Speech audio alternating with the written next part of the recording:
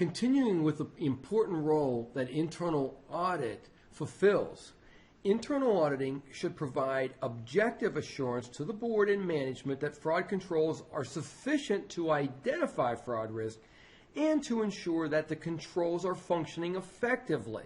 So we have a design and a functionality issue here. Internal auditors may review the comprehensiveness and adequacy of the risks identified by management, especially with regard to management override risk. Internal auditors should also consider the organization's assessment of fraud risks when developing their internal audit plan and review management's fraud risk management capabilities periodically. They should interview and communicate regularly with those conducting the organization's risk assessments, as well as others in key positions throughout the organization to help them ensure that all fraud risks have been considered appropriately. When performing engagements, internal auditors should spend adequate time and attention to evaluating the design and operation of internal controls related to fraud risk management. They should exercise professional skepticism when reviewing activities and be on guard for the signs of fraud. Potential frauds uncovered during an engagement should be treated in accordance with a well-defined response plan consistent with professional and legal standards. Internal auditing should also take an active role in supporting the organization's ethical culture. Like external auditing standards, the internal auditing standards require that the professional exercise skepticism. We have reviewed the topic of professional skepticism, but recall that with respect to fraud, professional skepticism is a recognition that fraud may be present. It's an attitude that includes a questioning in mind and critical assessment of audit evidence, meaning you need to pull on those threads. When something's out of place or you have a red flag that doesn't make sense, that means that you need to continue to investigate or to examine additional evidence, not just stop or take management's explanations without making sure there is underlying evidence that's supportive of those explanations. And then finally, professional skepticism includes a commitment to only drawing conclusions with persuasive evidence. Whether or not fraud is present, make sure you go that extra mile. The importance an organization attaches to its internal audit function is an indication of the organization's commitment to effective internal control. The Internal Audit Charter, which is approved by the Board of Directors or its designated committee, should include internal audit's roles and responsibilities related to fraud.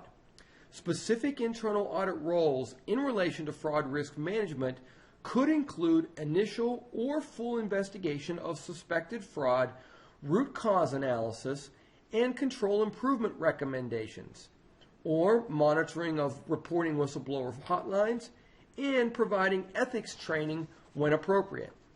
If assigned such duties, internal auditing has a responsibility to obtain sufficient skills and competencies such as knowledge of fraud schemes, investigation or examination techniques, and appropriate applicable laws.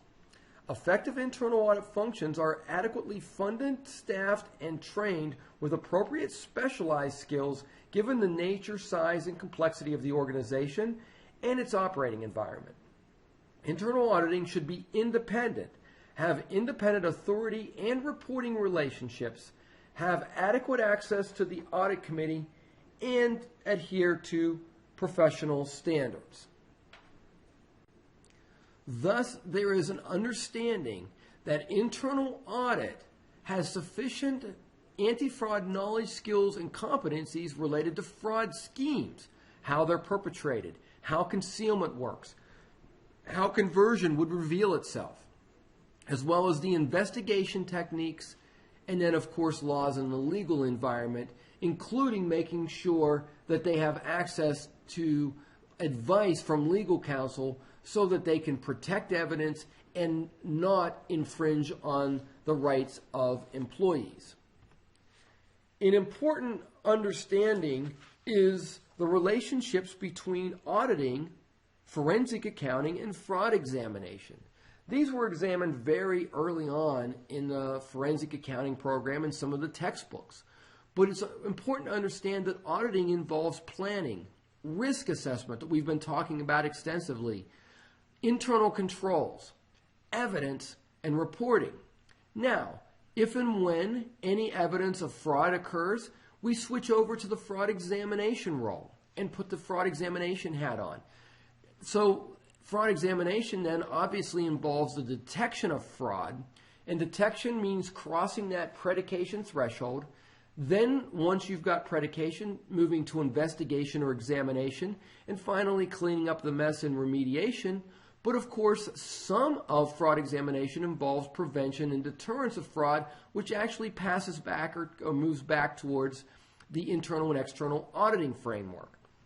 And of course, once you've actually involved in a fraud matter and the accounting data starts to interact with legal matters, now we've moved beyond fraud examination, and now we're in the role of forensic accounting, where forensic accounting deals with the interface between accounting and any legal matters, civil, criminal, regulatory, or otherwise. And so we see that internal audit and external audit plays a role in the forensic accounting process. And it's important to understand how these three concepts, auditing, forensic accounting, and fraud examination, are interrelated, because one of the requirements is that each one of these groups of professionals understand their own roles, responsibilities, and competencies. And when an engagement starts to move into somebody else's field of expertise, that you either develop that expertise or seek additional assistance from those properly trained.